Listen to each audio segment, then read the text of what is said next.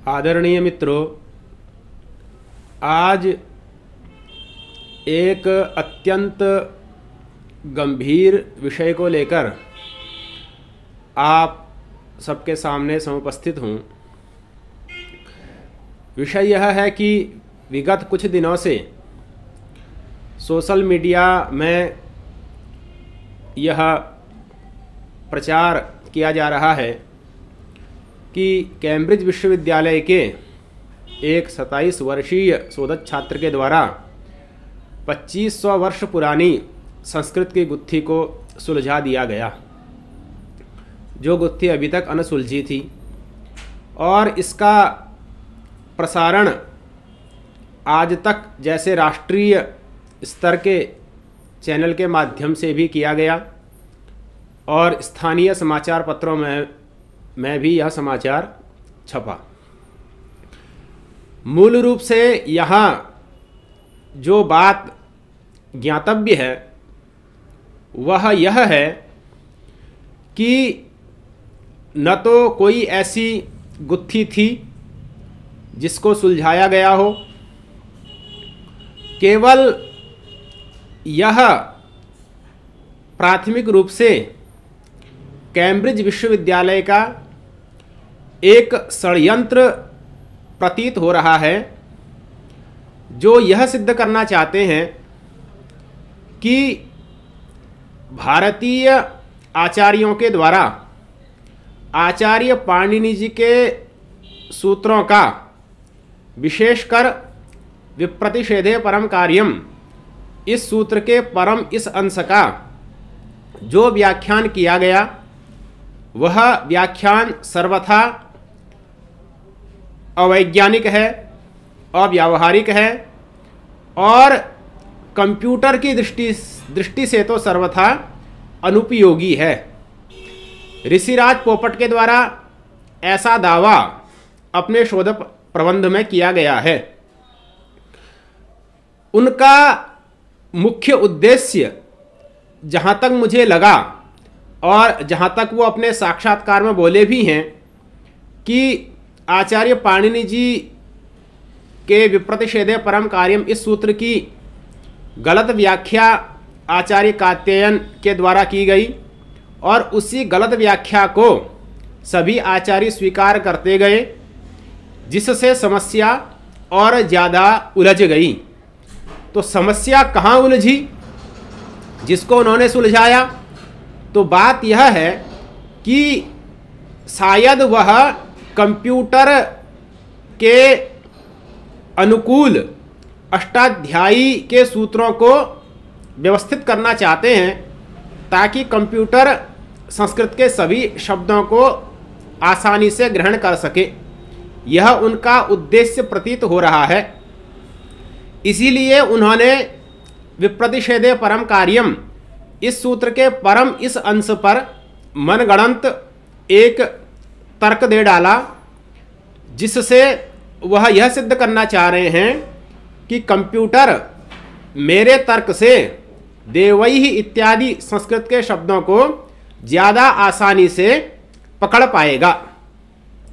और परंपरागत आचार्यों का जो मत है वह मत ठीक नहीं है, क्योंकि कंप्यूटर के दृष्टिकोण से वह खरा नहीं उतर पा रहा है। यह उनका दृष्टिकोण है, जो मुझे उनके शोध प्रबंध का अध्ययन करने से समझ में आया है।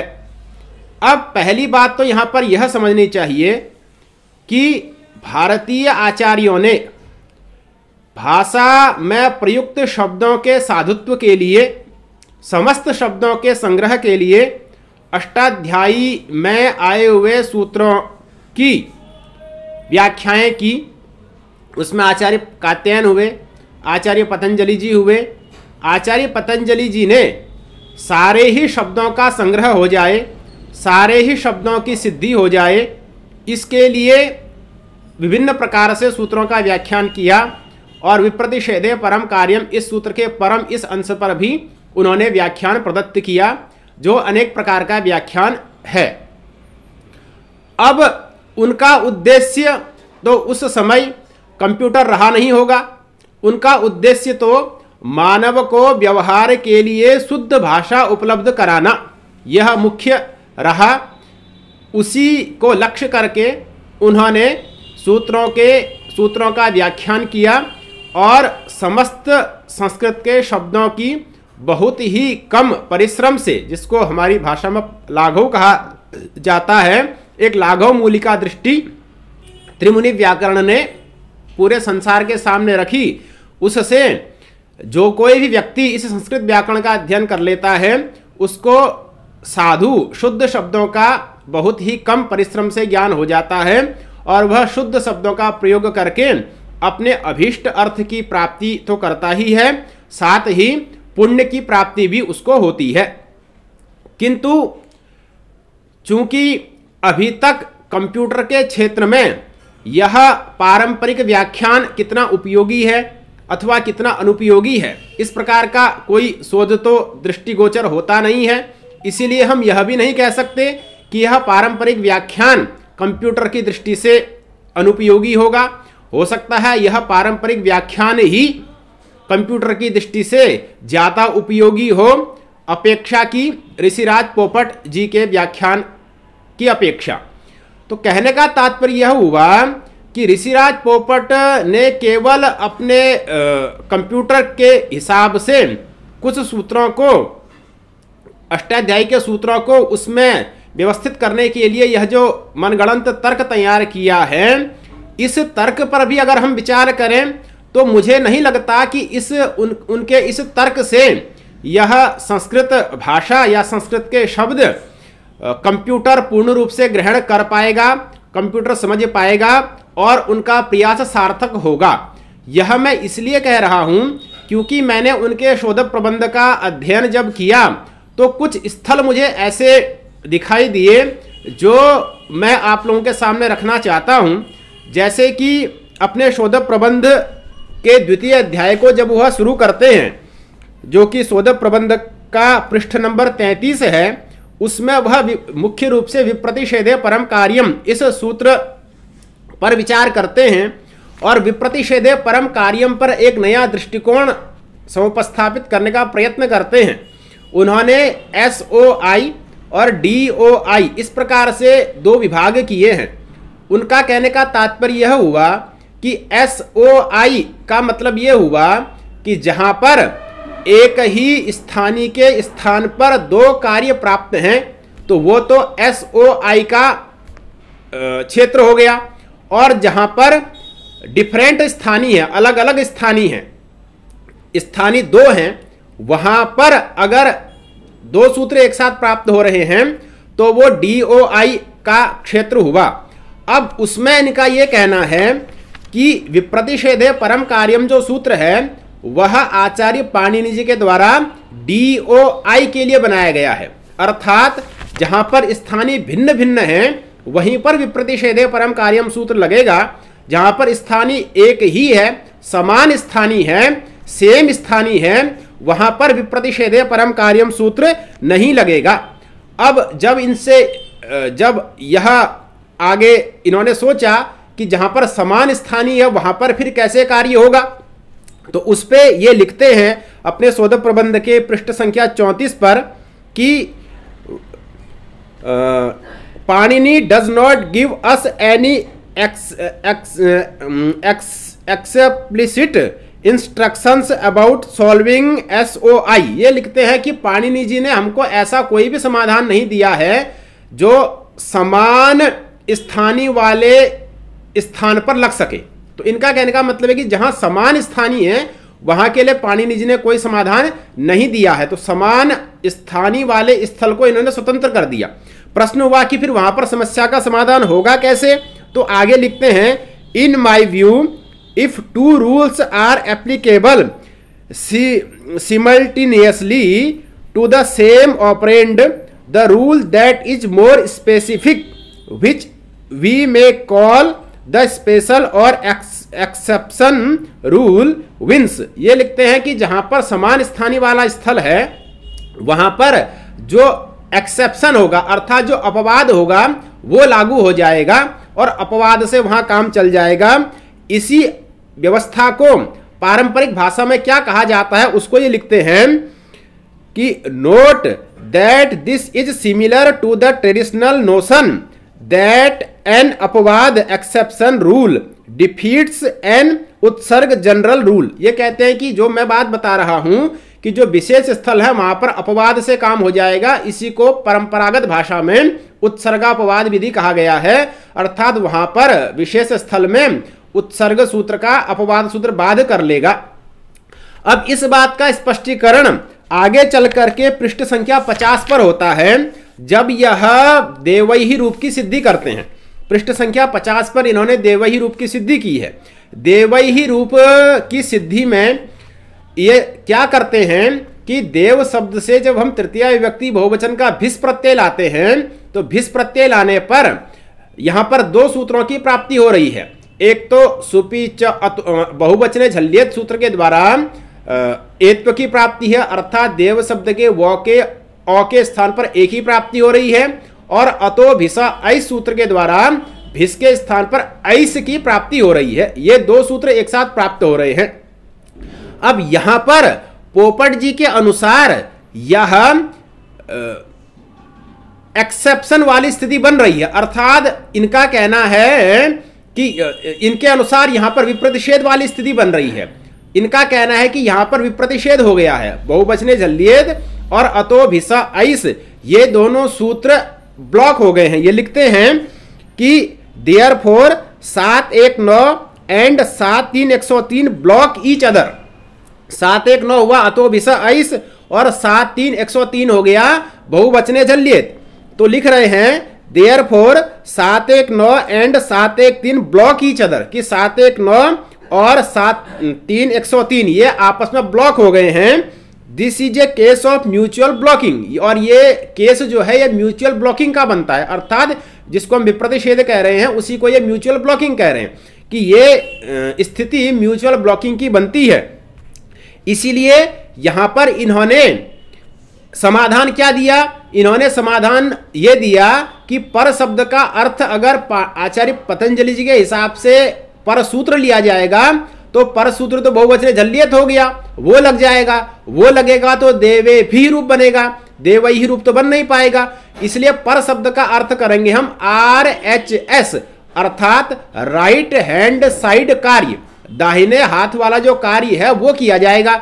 अब तो दाहिने हाथ वाला कार्य कौन है? तो बाएं हाथ में है देव शब्द, उसमें अंत में है अ, उसको ए कर रहा है बहुवचने झल्येत, और दाहिने हाथ में है भिस, उसको ऐस कर रहा है अतो भिसा ऐस। इसलिए RHS अर्थात दाहिने हाथ वाला कार्य हो गया अतो भिसा ऐस, वो अतो भिसा ऐस लग जाएगा, फिर वृद्धि होके रुत्व होके विसर्ग होकर के देवही रूप सिद्ध हो जाएगा। ऐसा इन्होंने कहा है। अब यहां पर मूल बात यह आती है कि ठीक है, आपके हिसाब से हम पर शब्द का अर्थ RHS अगर मान भी लें तो देवही रूप कदाचित बन भी जाए, तो देवेभ्य रूप कैसे बनेगा? क्यों? क्योंकि देव शब्द से जब हम भ्यस प्रत्यय लाएंगे तो यहां पर भी दो सूत्र प्राप्त होंगे, सुपीचा भी प्राप्त होगा, बहुवचने झल्येत भी प्राप्त होगा। अब सुपीचा आएगा तो वो तो देव के व के अ को आ करेगा, बहुवचने झल्येत आएगा तो व के अ को ए करेगा। दोनों ही काम LHS हैं, मतलब लेफ्ट हैंड साइड वाले हैं। यहां पर राइट हैंड साइड वाला तो कोई काम ही नहीं है। तो जब यहां राइट हैंड साइड वाला कोई काम ही नहीं है तो फिर यहां पर व के अ को आ हो या व के अ को ए हो, इसका निर्धारण कैसे किया जाएगा?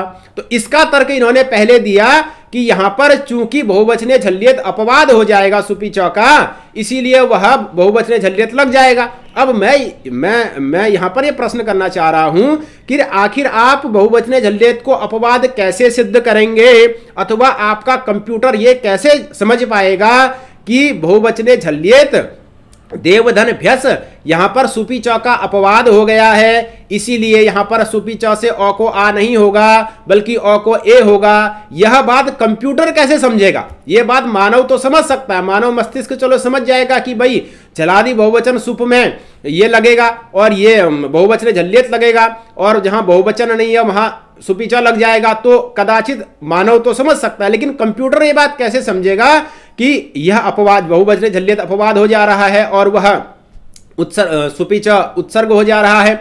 और जो वस्तुतः उत्सर्ग और अपवाद का स्थल है देवधन भिस, ये जो देव ही रूप बनाया, ये तो उत्सर्ग और अपवाद का स्थल है, ये स्थल तो विप्रतिषेध का स्थल ही नहीं है।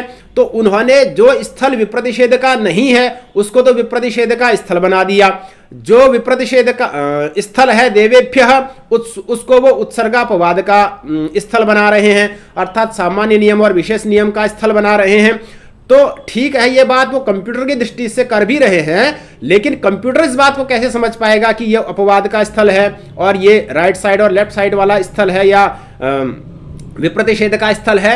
तो इनके तर्क, इनके हिसाब से भी अगर विचार करें तो ये भी मुझे नहीं लग रहा है अपने प्रयोग में सफल आगे चल करके हो पाएंगे। और सबसे बड़ा इनका दुस्साहस ये देखिए कि आगे क्या लिखते हैं कि by my interpretation of 142 the RHS operation 719 wins, ये कहते हैं कि जो मैंने पर शब्द का अर्थ RHS किया है, राइट हैंड साइड किया है, उसके हिसाब से 719 अर्थात अतोभिसा एस विंस, अतोभिसा एस जीत जाता है, leading to the correct form देवई, और वो करेक्ट जो रूप है देवई उसकी सिद्धि कर देता है।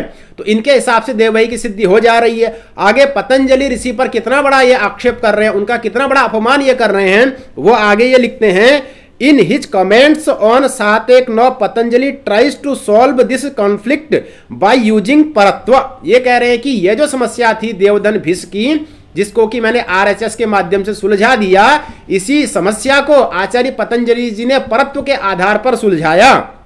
परत्व का मतलब भी लिखते हैं the rule that comes later in the serial order of the Ashtadhyayi wins, की परत्व का मतलब हुआ अष्टाध्यायी क्रम में जो सूत्र बाद में आ रहा है वो जीत जाता है।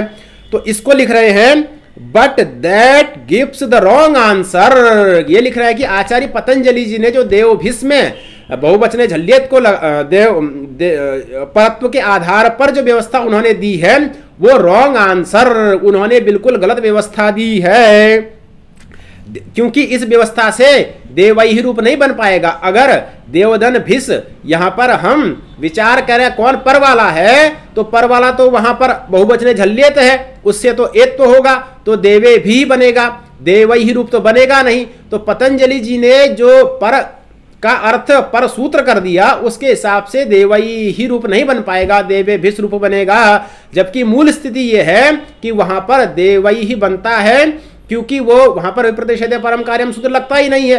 तो जहां नहीं लगता वहां जबरदस्ती विप्रतिषेधे परम कार्यम की स्थिति बता रहे हैं। और आगे क्या लिखते हैं कि ही देन असर्ट्स दैट 719 इज नित्य एंड 10 विंस, ये लिख रहे हैं। तो फिर पतंजलि जी के अनुसार कैसे देवई ही बनेगा? तो ये लिख रहे हैं कि पतंजलि जी ने कहा है कि 719 अतोभिस एस सूत्र चूंकि नित्य है इसलिए वो लग जाएगा, गिविंग द करेक्ट फॉर्म देवई ही। हिज एक्सप्लेनेशन फॉर कॉलिंग 719 नित्य इज इलॉजिकल एट बेस्ट। लिखते हैं कि वो जो नित्य मान करके अतोभिसा एस की प्रवृत्ति देवई में करा रहे हैं, उनका ये जो तर्क है कि अतोभिसा एस नित्य है इसलिए लग जाएगा ये इलॉजिकल एट बेस्ट, ये पूर्ण रूप से अतार्किक है। We will not delve into it, और इसमें हम ज्यादा विचार नहीं करेंगे, ये इनका कहना है। तो कहने का मेरा तात्पर्य यह है कि जो आचार्य पतंजलि जी ने पर शब्द का परसूत्र अर्थ किया, उनका मुख्य उद्देश्य है समग्र रूपों की सिद्धि करना। भाषा में जितने भी रूप आए हैं उन समग्र रूपों की सिद्धि करना उनका उद्देश्य है। उनका मुख्य उद्देश्य कंप्यूटर के हिसाब से पाणिनि व्याकरण को व्यवस्थित करना यह नहीं रहा होगा, क्योंकि मानव पहले है, मशीन उसके बाद है। मानव के हिसाब से मशीन चलती है, मशीन के हिसाब से मानव नहीं चला करता। तो संस्कृतम नाम दैवी वाक, संस्कृत एक दैवी देववाणी है। उस देववाणी के साधुत्व असाधुत्व का अनुव्याख्यान करने के लिए त्रिमुनि के द्वारा यह व्याकरण बनाया गया, और केवल मशीन में यह व्याख्या उनके हिसाब से सही नहीं बैठ रही है, इसलिए उन्होंने इसका खंडन कर दिया। और पतंजलि मुनि के बारे में लिखते हैं, he gives the wrong answer, नित्य इज इलॉजिकल एट बेस्ट। ये जो उनके तर्क हैं ये पूर्ण रूप से अतार्किक हैं, उन्होंने गलत समाधान दिया है। और वो उनका कहना है कि कंप्यूटर के हिसाब से मेरा समाधान स्वीकार करिए, पर का अर्थ RHS करिए।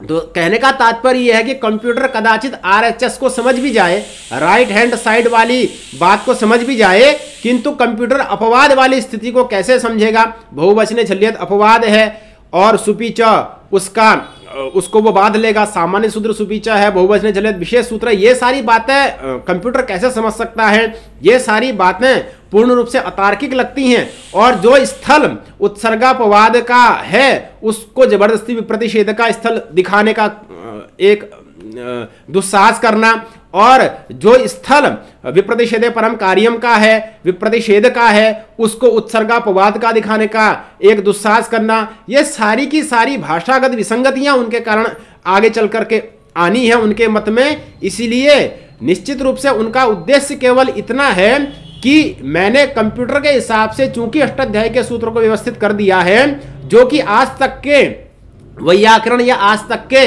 परंपरावादी लोग नहीं कर पाए, इसीलिए मेरे द्वारा किया गया जो व्याख्यान है वो सही है, प्राचीनों के द्वारा किया गया जो व्याख्यान है वो गलत है। यह एकमात्र षड्यंत्र ही है परंपरा पर कुठाराघात करने का, इससे ज्यादा इसका कोई और उद्देश्य मुझे नजर नहीं आ रहा है। इसलिए षड्यंत्र को समझना चाहिए। और ये नहीं है कि परंपरा में जो समाधान दिए गए हैं शब्द साधुत्व के वो कंप्यूटर में सही नहीं बैठ सकते, उस क्षेत्र में कार्य करने की आवश्यकता है। और दूसरा, जो समाधान पोपट जी देते हुए दिखाई दे रहे हैं, मुझे तो नहीं लगता कि इन समाधानों से भी अष्टाध्यायी के समस्त सूत्र कंप्यूटर में एकदम सही ही बैठ पाएंगे, या संस्कृत के समस्त शब्दों को हम कंप्यूटर में व्यवस्थित कर देंगे, कंप्यूटर के हिसाब से उनको हम ढाल लेंगे। ये पोपट जी का प्रयास भी मुझे सफल होता नजर नहीं आ रहा है। केवल एक षड्यंत्र ही इसके पीछे नजर दिखाई दे रहा है। केवल मैकाले की जो चिंतन पद्धति थी उसी का विस्तार मात्र यह दिखाई दे रहा है, इससे अधिक मुझे यह नहीं दिखाई दे रहा है। अभी जितने अंशों का अध्ययन किया गया वो अंश मैंने आपके सामने रखे हैं, वो विवादित स्थल मैंने आपके सामने रखे हैं, और सनई सनई शोध ग्रंथ का आगे अध्ययन किया जाएगा, और जो स्थल आगे आएंगे उन पर क्रमशः विचार डाला जाएगा।